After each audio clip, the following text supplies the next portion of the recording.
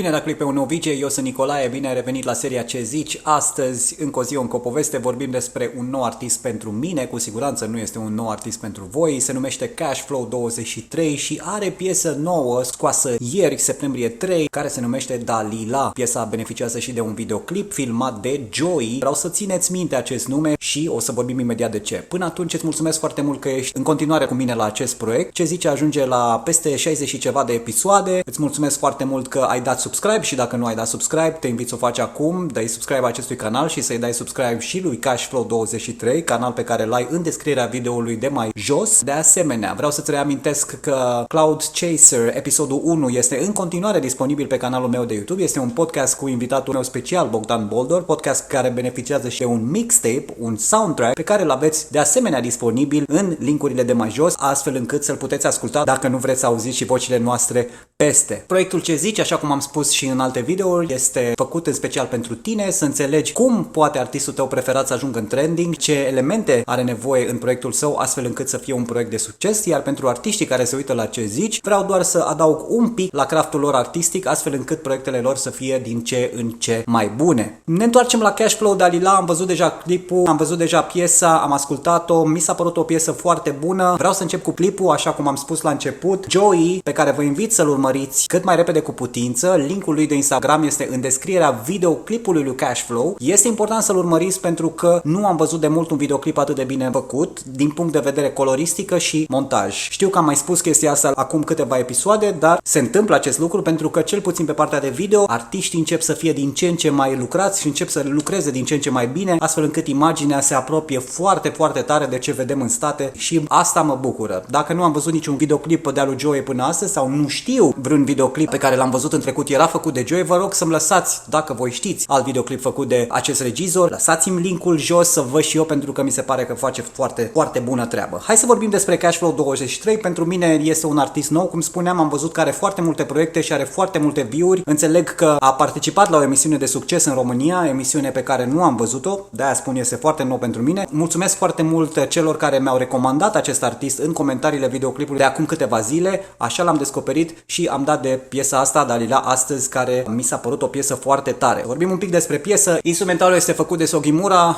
Cred că am citit bine, Sogimura, în mod normal, Sogimura, un instrumental, nu știu dacă este